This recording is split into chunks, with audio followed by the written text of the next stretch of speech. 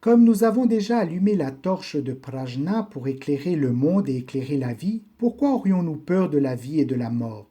Dès que nous aurons compris que les 5 skandhas ne sont que vacuités, nous pourrons transcender toute souffrance et infortune. Dans la vie, même si l'on possède 10 000 hectares de rizières, quelle quantité de riz peut-on manger chaque jour? Même si l'on possède des milliers d'immeubles, combien de mètres carrés nous faut-il pour passer la nuit? Hélas, les gens ne sont jamais satisfaits de ce qu'ils possèdent.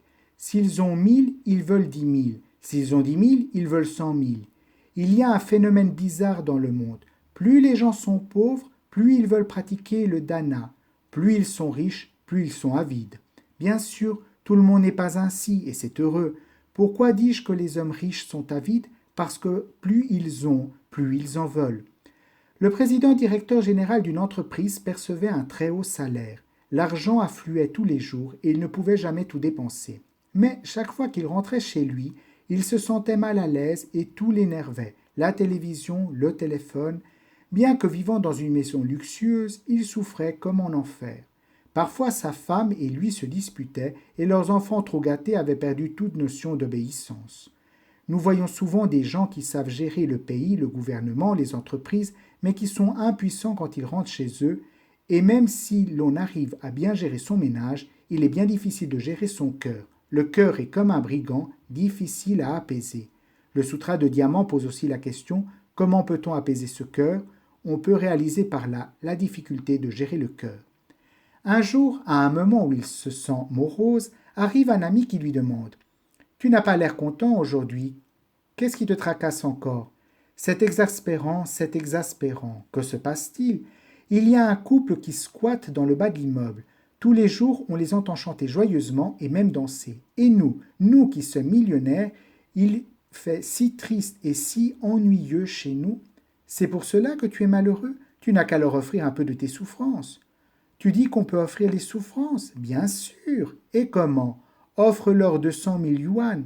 Qu'est-ce que cela veut dire? Ne cherche pas à comprendre, fais ce que je te dis. Bon, je vais leur porter 200 000 yuan.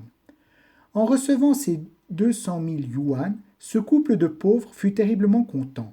Mais par la suite, chaque fois que tombait la nuit, il se faisait du souci.